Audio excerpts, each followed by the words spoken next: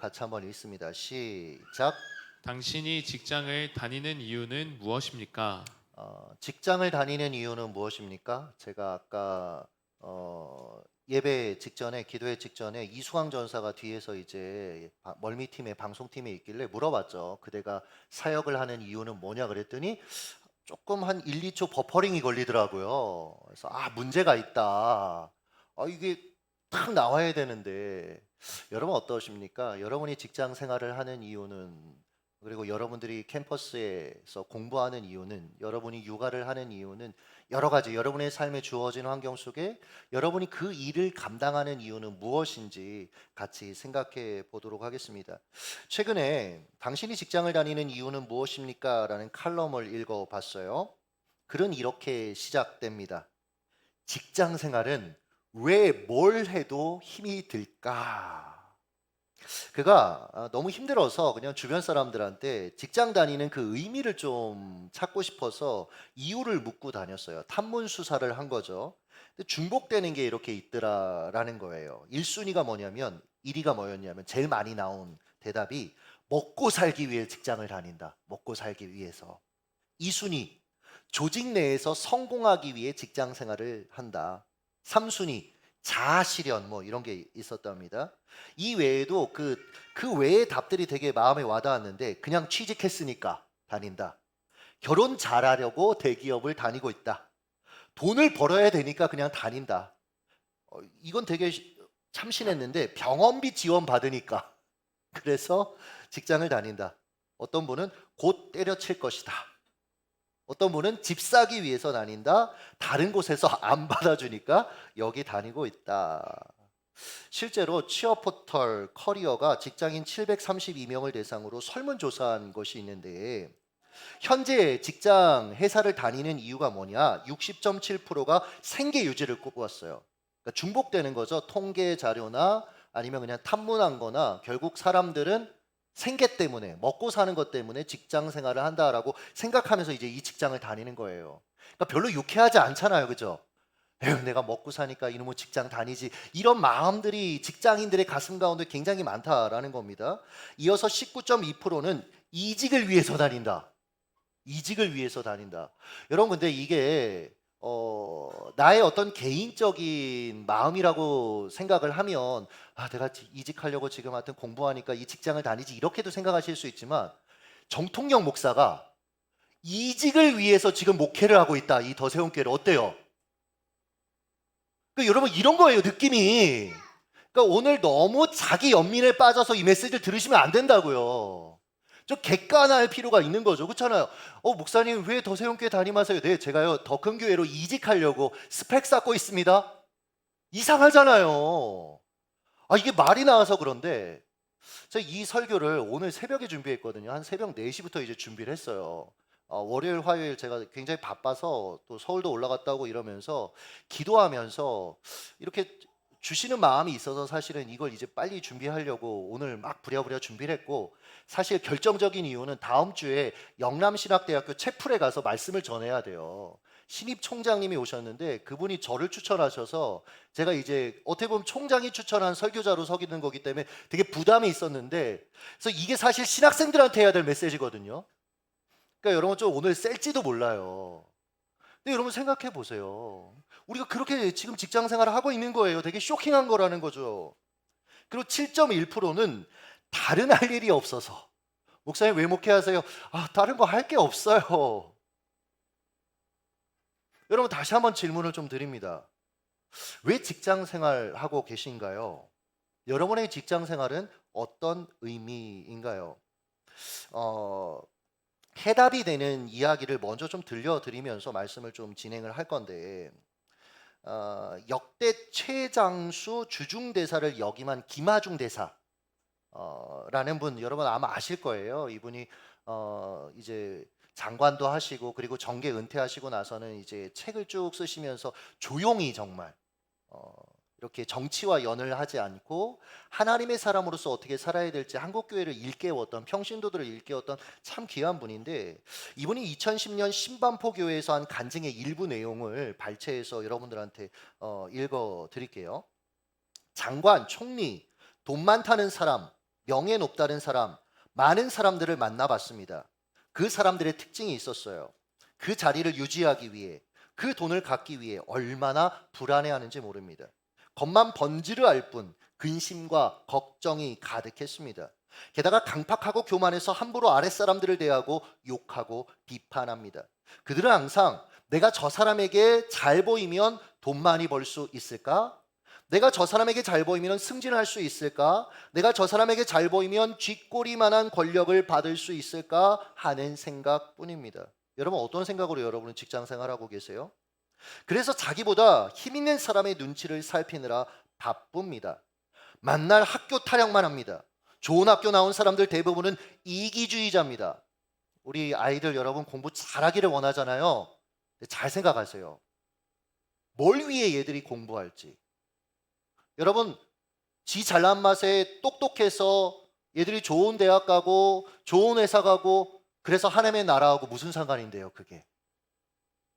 그렇잖아요 여러분. 자기만 생각하고 자기만 바라보고 하나님 주신 것 청지기적 그 사명을 가지고 전혀 흘려보내지 못하는 그들을 향해서 하나님께서 야 너 명문대 나왔구나. 그러니까 여러분 우리가 자녀들을 양육할 때 고민해야 돼요. 이 아이들이 하나님의 사람으로 어떻게 살아갈 것인가 여기에 포커싱이 맞춰져야지. 경쟁이 너무 치열하다 보니까 일단은 거기에 밀어넣고 너 일단은 살아남아 그 다음에 네 신앙 그리고 네 인생 고민해. 아니요 여러분. 이 아이들이 어려서부터 이 부분에 대해서 고민할 수 있어야 된다라는 거죠. 자기 이익, 출세만 생각합니다. 진정으로 나라 생각하는 사람 면 못 봤습니다. 인적 네트워크만 생각하고 어떻게 하면 좋은 차를 계속 탈지, 비서 있는 사무실을 계속 쓸지, 공금으로 좋은 음식을 계속 먹을지만 생각하고 남에 대해서는 전혀 생각하지 않습니다. 그 사람들은 좋은 아파트, 좋은 차, 좋은 음식 이야기만 합니다. 만나면 이런 얘기만 하는 거예요. 더 거기에 더 남들보다 더 괜찮으면 으스대고 머리와 마음속에는 시기, 질투, 교만, 불만, 근심으로 가득합니다. 그러니까 여러분 이 사람들하고 똑같은 패턴으로 성공하기에 살면 반드시 직면하는 건 이런 삶의 요소들입니다. 이런 삶의 열매들을 맺는 거예요. 예수 나무에 붙어 있지 않고 이러한 세상 나무에 붙어 있으면 당연히 이게 여러분 우리의 삶 가운데 찾아오는 겁니다. 그러니까 근심 안 하려고 하고 시기 안 하려고 하고 이 싸움하면 안 돼요 여러분. 예수에게 붙어 있어야 됩니다. 세상에 붙으면 안 돼요. 여러분 세상 방법으로 살면 안 됩니다. 우린 그걸 거슬려서 하나님의 방법으로 살 수 있는 사람들이에요. 하나님 힘 주시잖아요 여러분. 하나님 은혜 주시잖아요. 아무도 아멘 안 하잖아요. 그럴 때 막 타올라야 됩니다. 사실 가슴이. 하나님 하실 수 있어. 하나님 인도하실 수 있어. 그럼 좀 그런 마음들이 좀 우리에게 있었으면 좋겠어요. 그러면서 이렇게 얘기합니다. 그런 사람들이 지금 이 나라의 지도자들입니다. 예수 믿는 사람은 그렇게 살면 안 됩니다. 우리는 이미 부유한 사람이기에 전 이 대목이 너무 좋았어요. 그래, 우리는 이미 부유한 사람이지. 이미 부유한 사람들 맞죠, 그렇죠? 우리 경신 집사님 그렇죠? 부유한 사람이잖아요, 그렇죠? 우리 선호 형제 부유한 사람이잖아요. 여러분 이것에 대한 분명한 내 안에 확신이 없으면 이제 세상대로 사는 거죠. 세상하고 비교하면서 나는 어느 정도 위치에 있나? 그래서 저는 통계 자료 중에 중산층 얼마 그게 어떤 의미가 있을까라는 생각을 되게 많이 해요 여러분. 중요한 게 아니거든요 사실은. 우리는 이미 부유한 사람이기에 이 세상에 살면서 남을 위해 살고 나라를 위해 민족을 위해 기도할 수 있어야 합니다. 주중대사를 오래 하다 보니 비결이 뭐냐라는 질문을 자주 받곤 했습니다. 그때마다 하나님 믿으세요 라고 물어서 안 믿는다고 하면 그럼 중국을 사랑하세요. 중국 사람을 사랑하세요 라고 말했습니다. 반대로 하나님을 믿는다고 대답하면 중국을 위해 뭐 하라고요? 기도하세요. 중국 사람들을 위해 기도하세요 라고 말했습니다. 그러니까 여러분 이분에게 일상은 일터는 직장은 성공의 개념도 아니고 그러니까 여러분 이분이 어떻게 보면 여러분 3개의 정권을 거치면서 계속해서 여러분 등용되거든요. 여러분 이게 이분의 탁월함 그렇게만 여러분 볼 수 있습니까? 아니요. 사람 눈치 안 봤다는 거예요. 정말 하나님 앞에서 소신껏 중국을 향한 하나님의 마음을 품고 이분이 이 역할들을 감당한 거예요. 그러니까 여러분 은퇴하고 나서도 정치하고 무관하게 참 고고하고 아름답게 신앙인으로서 여전히 우리 앞에 서 있는 것이다라는 거죠. 다시 여러분에게 묻겠습니다. 여러분은 왜 직장을 다니십니까? 왜 직장 생활을 여러분 하십니까? 어, 이사야를 우리가 계속 살펴보고 있는데 이사야가 오늘 이사야 6장에 보면 굉장히 인생의 어떤 불안한 시기를 지내고 있었습니다. 이사야 6장 1절에 보면 이렇게 시작하죠. 우시야 왕이 죽던 해에, 우시야는 남유다의 11대 왕이었는데요. 이 왕이 굉장히 탁월한 사람이었어요. 무려 52년간 유다를 통치하면서 솔로몬 시대에 버금가는 강력한 나라로 성장시킨 그런 인물입니다. 그러니까 여러분 우리로 얘기하면 뭐 세종대왕하면 우리가 그냥 이미 느낌이 오잖아요. 그러니까 유다 사람들한테 이사야한테 그런 인물이었다라는 거예요. 유다는 그 덕분에 경제적으로 군사적으로 강대국으로 자리매김할 수 있었고요. 이스라엘을 포함한 유다는 적의 침입으로부터 안전을 누릴 수가 있었다고 해요. 그런데 그 우시야가 지금 죽은 겁니다. 왕정 국가에서 탁월한 왕이 죽었다. 왕이 모든 것을 결정하는 그 시대에. 게다가 우시야는 개인적으로 보면 이사야의 사촌이었습니다. 그러니까 이사야가 선지자로서의 사명을 감당하는 데 있어서 경제적인, 정치적 후견인을 자처했던 인물이었다라는 거죠. 근데 그가 죽었어요. 그러니까 앞으로 나라의 운명이 어떻게 될지 굉장히 불확실했었고, 그러니까 여러분 이번에 이스라엘이 침공을 당했잖아요. 어떻게 보면 뭐 테러라고도 얘기하고 뭐 전쟁이라고도 얘기하고 지금 그래서 또 전쟁이 결국 터진 것과 방불하는 일들이 지금 일어났는데 여러분 이스라엘이 공격당하고 나니까 어떻게 됐어요? 그 관련된 사람들의 일상이 다 정지됐습니다. 그리고 이스라엘의 청년들, 해외에 있는 청년들, 공부하는 청년들, 그리고 이미 자리를 잡고 타국에서 살고 있는 뭐 52세의 남성 이런 분들도 다 예비군으로 참전, 자원해서 지금 다 이스라엘로 들어가고 있죠. 그러니까 여러분 이런 상황에서 나에게 나의 일터는 어떤 의미인가 이런 거 생각할 수 있겠어요, 여러분? 그러니까 이런 겁니다, 여러분. 생존 자체도 불확실한 그런 시기였다라는 거죠. 이사야도 그랬던 거예요. 그래서 그는 불안해했습니다. 자신의 삶에 대해서 앞으로 어떻게 살아야 될지 고민했습니다. 그때 하나님이 그에게 환상 하나를 보여주시잖아요. 1절 여러분 다시 한번 읽어주시죠. 시작. 우시야 왕이 죽던 해에 내가 본즉 주께서 높이 들린 보좌에 앉으셨는데. 자, 하나님께서 환상을 그림을 하나 보여주셨는데 그게 뭐예요, 여러분? 하나님의 보좌, 하나님의 왕권을 보여주셨어요. 그러니까 여러분 이게 되게 이사야 입장에선 당황스러운 거죠. 왜냐면 지금 이사야한테 필요한 건 여러분 야 내 보좌 봐봐 엄청 의리의리하지 이게 아니라 안전 보장. 하나님께서 탁 나타나셔서 이사야 두려워하지 마 내가 널 책임질게. 우리가 이런 거 원하잖아요. 하마 내가 너 직장에 붙여줄게 뭐 그런 거 원하잖아요. 그런데 하나님은 자신의 보좌를 지금 보여주고 있다는 거죠. 이게 여러분 우리에게 어떤 의미인지에 대해서 고민해야 되는 거예요.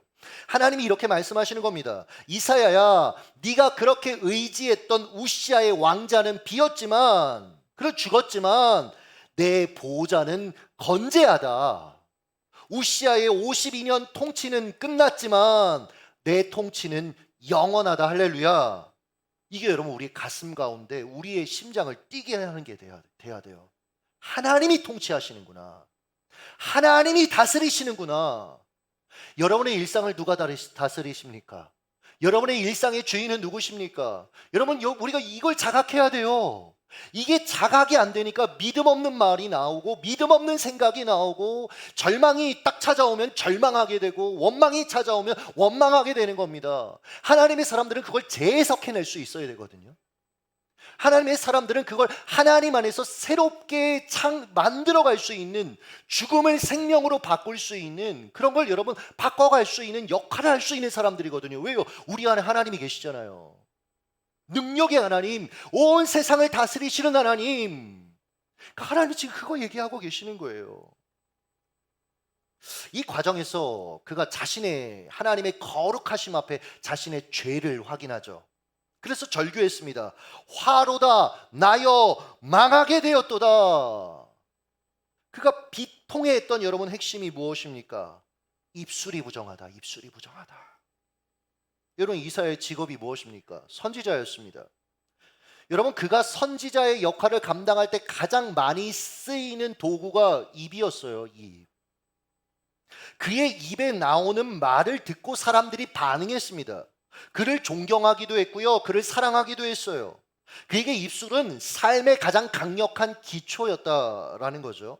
그러니까 여러분들이 지금 직장에서 무언가 기능하고 있는 그 달란트, 그 무엇, 그게 여러분 지금 이사야한테 입술이었다라는 거예요. 즉 이는 학자에게 얘기하면 자신의 지성에 대해서, 사업가는 자신의 사업 능력에 대해서 지금 혐오하고 있다라고 표현할 수 있을 것 같아요.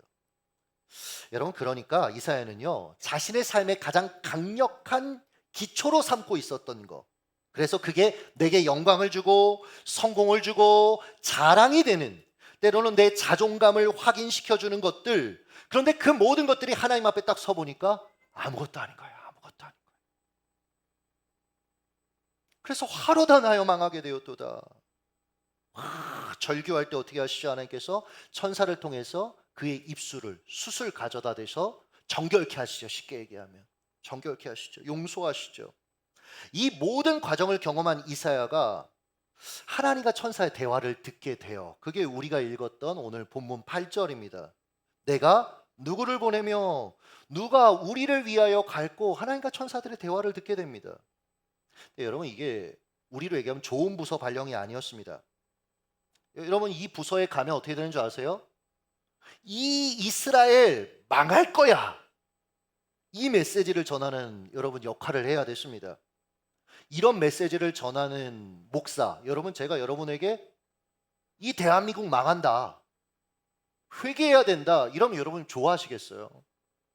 여러분 환영 못 받죠. 게다가 여러분 그 모든 업무의 결과물이 뭐냐면 나중에 톱으로 켜서 죽게 되죠. 그런데 이사야가 그 일을 하겠다고 나서요. 주님 내가 여기 있습니다. 나를 보내소서. 이유가 뭐냐고요?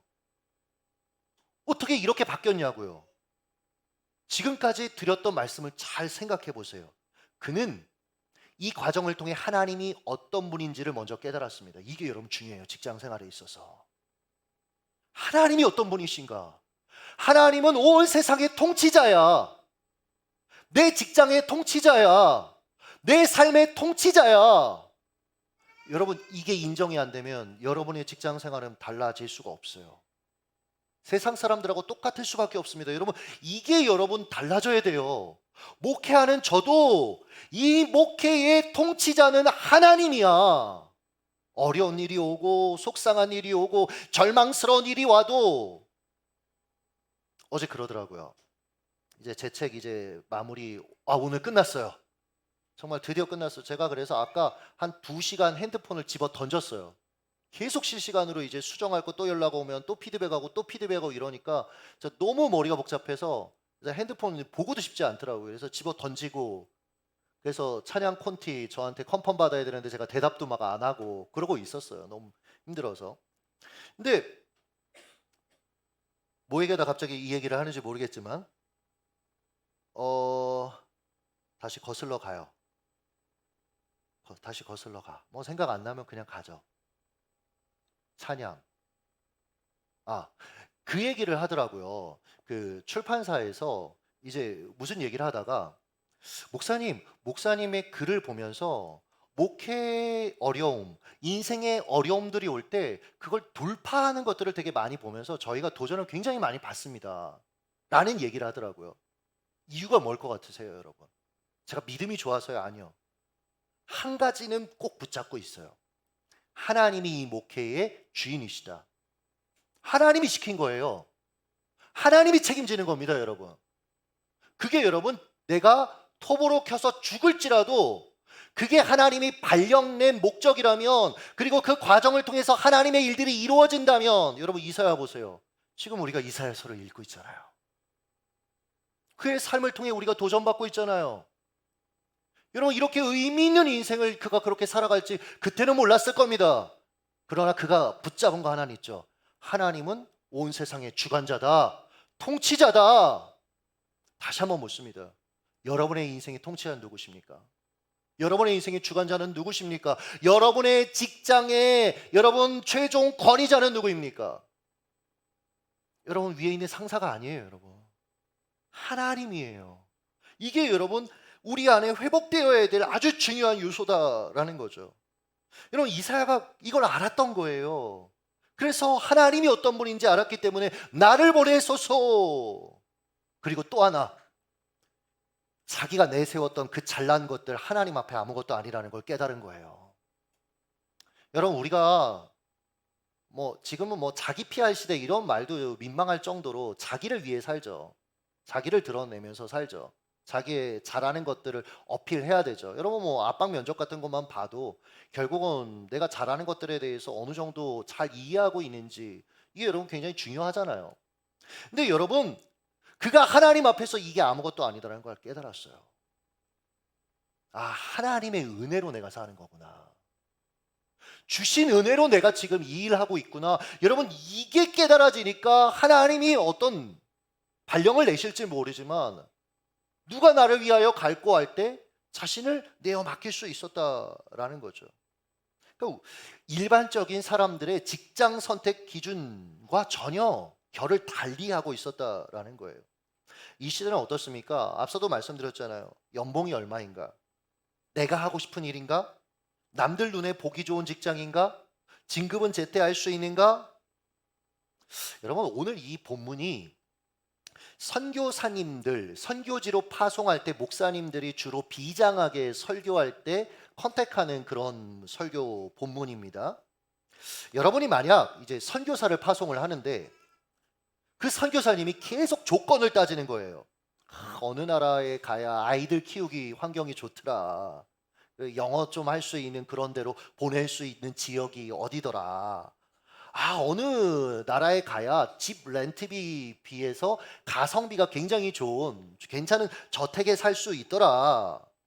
그러니까 여러분 이런 것만 계속 따지고 있는 거예요. 선교 갈 때. 그럼 여러분 그분한테 선교비 후원하시겠습니까? 우리 선교사님이 현실 감각이 좋으셔서 여러분 이런 마음으로 제가 더 헌신하겠습니다 그러시겠습니까? 아니죠, 여러분. 지원 안 하죠. 저분은 아직 준비가 덜 됐어. 근데 여러분 우리가 하나님 앞에 이렇게 직장 생활하고 있다니까요. 하나님은 저와 여러분을 우리에게 주어진 그 삶의 자리로 선교사로 파송하신 거예요, 여러분. 여러분 예수께서 우리에게 땅 끝까지 이르러 증인되라고, 제자되어 살아가라고, 선교사로 살아가라고 여러분 파송하셨잖아요. 여러분 우리 너무 감사하잖아요. 조건이 저는요 그 좋은 캐나다를 가도 거기선 못 살아요. 뭔 놈의 음식이 그렇게 짜고 맛이 없는지 저는 못 살아요, 그런 데서. 근데 여러분 한국 선교사 얼마나 좋아요. 지금 우리 다 현지 적응할 필요 없죠. 음식 잘 맞죠. 언어 공부할 필요 없죠. 그렇잖아요. 여러분 선교지에 가면 한 사람, 이웃에 있는 한 사람하고 사귀는 것조차도 쉽지 않아요. 몇 년을 기도하고 노력하면서 여러분 모슬렘 국가 같은 데 가서 정말 목숨 걸고 한번 집에 초대하고, 이게 여러분 선교의 열매예요. 근데 여러분 우리 얼마나 좋아요. 옆에 직장 동료들 같이 밥 먹을 수 있고. 그러니까 여러분 사실은 하나님께서 우리에게 주신 놀라운 선교의 기회가 부여되어 있는데, 근데 여러분 우리가 여기에 눈이 안 띄어 있는 거예요. 눈이 안 열려 있는 거예요. 그래서 세상 사람들하고 똑같이 직장 생활하고 그냥 주어진 삶을 그냥 살아가는 거예요. 캠퍼스 생활하고 육아하고. 물론 지식적으로는 잘 알고 있습니다. 골로새서 4장 23절 한번 읽겠습니다. 시작. 무슨 일을 하든지 마음을 다하여 주께 하듯 하고 사람에게 하듯 하지 말라. 잘 알죠. 내 일상 그게 사명터지. 그러니까 죽게 하듯 해야지. 근데 문제는 뭐예요? 사명자로 안 살아요. 이유가 무엇입니까?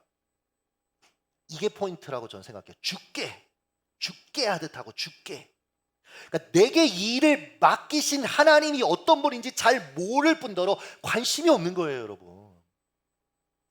직장 생활의 관건은 내게 이 일을 맡기신, 나를 발령 내신 하나님, 나를 선교사로 이 땅에 보내신 하나님이 어떤 분인지에 대해서 분명히 여러분 알아야 돼요. 관심을 가져야 된다라는 거예요. 그런데 이사야는 그 환상을 통해 이 눈이 열렸던 겁니다. 아, 하나님이 온 세상의 통치자시지. 아, 내가 내세웠던 그 모든 것들 아무것도 아니지. 다 하나님의 은혜였지. 그러니까 어디로 발령을 내시든 가겠다라고 나선 겁니다. 나쁜 쪽으로 정치인들이 이걸 빠르게 캐치하는 사람들이에요. 이 사람들은 딱 대통령 선거 끝나면 대통령이 얼마나 강력한 권한을 가지고 있는지 잘 알기 때문에 어떻게 하죠? 대통령 인수위 이런데 여러분 길을 쓰고 줄을 대서 들어가려고 합니다. 왜요? 거기서 눈에 들면 한 자리 할 수 있거든요. 영향력을 얻을 수 있거든요. 그리고 나쁘게 얘기하면 부도 얻을 수 있거든요. 하물며 생각해 보세요. 온 세상의 통치자이신 하나님이 저와 여러분을, 이 세상을 하나님 나라 세우는 인수위에 부르신 거예요, 여러분. 이 감격이 있어야 된다니까요. 여러분, 이것이 한 번쯤은 여러분에게 깨달아져서 여러분의 가슴을 쳐서 하나님 앞에 감사하며 기도하는 기도의 무릎이 있어야 일상을 살아갈 새로운 힘이 생기는 겁니다. 이걸 보는 눈이 열리면 여러분 직장 생활, 그게 내가 원하는 업무냐, 지루하냐 안 하냐, 연봉이 얼마냐에 따라서 좌지우지 되지 않아요. 하나님 보내신 자리다. 죽게 하듯 감당하는 겁니다. 하나님 쓰시기에 편한 사람으로 여러분 반응하게 된다라는 거예요. 말씀을 맺도록 하겠습니다.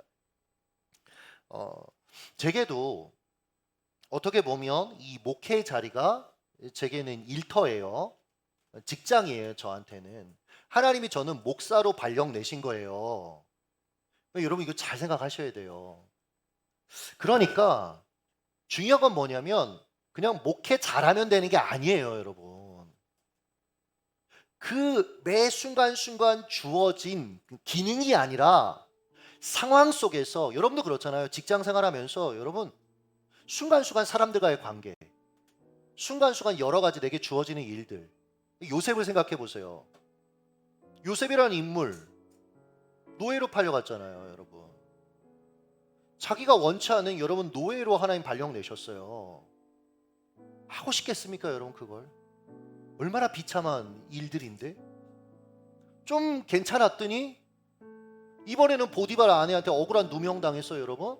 감옥으로 또 발령 받아요. 근데 여러분 그가 하나님 앞에 일들을 감당합니다. 그리고요 순간순간 결정해야 될 거 있을 때 보디발의 아내가 자기 유혹할 때 그거에 대해서는 거절해요. 그러니까 그의 직장 생활의 핵심은 하나님이었다라는 거죠. 하나님 앞에서 감당한 거예요. 목회도 똑같아요. 그냥 설교하고 그냥 뭐 성도들 만나고, 아니요, 매 순간순간 내게 허락하신 상황과 환경 속에서 고민하는 거예요. 어떻게 해야 되지? 어떻게 하는 게 하나님 원하시는 거지? 때로 안 될 것 같은 일들이 있죠. 제가 오늘 묵상 때 나눴어요. 어제 한 장흥에 있는 목사님이 전화가 왔어요. 처음엔 카톡이 왔어요. 카톡이 와서 정말 조심스럽게 얘기하더라고요. 본인이 그 할머니 할아버지 이제 한 10여 명 있는 그 교회에 부임할 때 제가 그 교회 한번 가봤는데 여러분 집이 멀쩡하지가 않아요. 사택이 땅이 푹 꺼져 있는 데도 있고 허리를 숙이고 들어가야 되는 입구 자체가 그렇고 여기서 어떻게 살지 싶은, 근데 그보다 더 최악이었던 거예요. 그래서 이분들이 도저히 살 수가 없어서 40대예요 40대. 그 사모님도 굉장히 똑똑한 분이에요. 모 대학교 수석으로 졸업한 분이에요. 알만한. 그런데 그런 분들이 노인들 하나님 앞에서 섬기겠다고 간 거예요. 사례비 60만 원 나와요, 여러분. 사모님이, 이 사모님 참 대단한 분이에요. 파주에서 공무원 시험 합격해서 거기서 일하다가 여기 부르셨다고 다시 여기 내려와서 다시 공무원 시험 봐서 다시 공무원이 됐어요. 그러니까 그걸로 생계를 유지하면서 선교한다고 생각하면서 목회하시는 분이에요. 제가 되게 존경해요. 저보다 어리지만 제가 너무 존경하는 분이에요. 그래서 몇 년 동안 이렇게 어려움이 있을 때 살폈던 부분이 있어요. 근데 어제 이제 이분이 누구한테 말을 못하니까 저한테 미안하지만 카톡을 보낸 거예요. 들어올 때 리모델링 할 때 3천만 원 대출을 받았대요. 사모님 명의로. 근데 이제 뭐 갚을 수가 없는 거예요. 왜냐면 목회할 때 본인들 또 물질 써서 목회하는 그런 분이에요. 맨날 저한테 이렇게 카톡 보내는 거 보면 성도님들 뭐 고기 사드렸습니다. 할머니 할아버지들 뭐 선물해 드렸습니다. 맨날 그러고 있는 거예요. 예쁘죠. 너무 귀하죠. 자기 삶이 잘 안 돌봐지는 거죠. 그러니까 무슨 원금을 갚을 수 있겠습니까? 3천만 원에 대해서. 그러니까 결국은 뭐 어쩔 수 없이 그냥 이자만 갖고 있었는데 갑자기 은행에서 요번에 통보를 한 거예요. 너네 10월 말까지 그 원금의 10% 내지 않으면, 그거 갚지 않으면 그럼 너네 대출 연장 안 해줄 거야. 이 폭탄을 맞은 거예요. 300만 원이 없는 거예요. 근데 그래서 제가 전화했어요. 그래서 자초지정을 조금 더 들으려고. 그랬더니 조금 모아 놓은 게 있었는데 그것도 또 이 교회에 청소년 7명이 또 교회에 왔네요. 그럼 감사해야 되는데 여러분, 애들 사역은 여러분 돈이 있어야 돼요. 그러니까 돈으로 한다라는 얘기가 아니라 걔들 사랑하니까 피자 먹이고 걔들 사랑하니까 치킨 먹이고 또 시골 장흥군에 있는 애들이니까 얘들 데리고 서울로 수련회 간 거예요. 그러면서 100만 원 넘는 돈들을 또 쓴 거예요. 자기들 사비를. 그러니까 감당할 수가 없는 거예요. 너무 답답하니까 말할 수 없으니까 누구한테도 어떻게 말해요? 부모한테 말해요? 누구한테 말해요? 그 생각해보니까 좀 그렇네. 네, 부모도 아닌데 하여튼 저한테 얘기를 한 거예요. 근데 제가 그냥 넘어갈 수도 있어요. 사실은. 아 그래, 나한테 도와달라고 얘기하는 사람들 얼마나 많은데 이럴 수도 있어요. 근데요, 이분을 놓고 기도하는 거예요. 하나님 어떻게 해야 됩니까? 하나님 도와주세요. 우리도 여러분 지금 선교한 게 너무 많잖아요. 우리 교회도 캐나다 선교도 했지, 이 낙도 선교도 했지, 나갈 것들이 너무 많아요. 하나님 어떻게 해야 됩니까? 그래도 하나님 제게 이 상황들을 보게 하시고 경험하게 하셨다면 하나님 제가 이걸 어떻게 해야 되는 겁니까? 그러면서 오늘 아침에 여러분들하고 그 얘기를 나눈 거예요. 아 이번에 책 출간되면 거기서 저자가 사올 수 있는 금액이 30% DC돼서 가져오는 건데, 물론 도서 정가제 때문에 여러분 10% 할인된 가격으로 성도들한테 드릴 수밖에 없어요. 그리고 원래는 제가 교회에서 팔려고 생각을 안 했었고, 그게 혹시 여러분들한테 부담을 드릴까봐. 근데 이 20%의 남은 차액 수익을 이분들에게 돌렸으면 좋겠다, 이 교회에. 그 마음이 있어서 여러분들한테 아침에 제가 묵상으로 나눈 거예요. 그러면서 여러분 어떤 일이 있었는지 아세요? 우리 성도도 아니에요. 제가 지도 목사로 있는 한 신우의 성도님이 300만 원을 보내온 거예요. 그 아침에. 그래서 목사님 이거 목사님 책 다 사서 목사님이 정말 원하시는 분들 다 드리고, 여러분 그 목사님 그 차액은 여기에 사용해 주세요. 그분 돕는 데 사용해 주세요. 또 타교회 네. 또 타교회 성도님이 또 30만 원 보내주신 분도 있고요. 목사님 책은 제가 살 테니까 이건 목사님 그분 돕는 데 써주세요. 그리고 오후에 또 우리 교회 성도님이 전화 오셔서 또 300만 원 보내시면서 목사님 이거는 제가 책은 살 거니까 제가 알아서 목사님 이거는 그 교회 돕는 데 써주세요. 제가요 이런 일들을 겪으면서, 여러분 이게 목사가 그렇게 톡을 보냈다고, 묵상을 보냈다고 여러분 이 시대가 돈이 얼마나 중요한데 여러분 사람들의 마음이 움직이겠습니까? 전 그렇게 생각하지 않아요. 하나님 역사하신 겁니다. 하나님 일하신 겁니다. 그래서 저는 늘 구름 위를 떠다니면서 살아요. 사실 현실 감각이 없게 살 때도 있어요. 그렇다고 현실 감각이 없는 건 아니에요. 하나님께서 나를 보내신 이 자리에서 하나님이 통치자이심을 믿기 때문에 믿음으로 도전해 보는 거예요. 여러분 주어진 상황 속에서, 직장 안에서, 삶의 자리에서 여러분 하나님이 통치자이심을 꼭 기억하십시오. 그리고 하나님 의지하면서 믿음으로 승리하시길 예수님의 이름으로 축복합니다. 같이 우리 찬양하고 기도하겠습니다.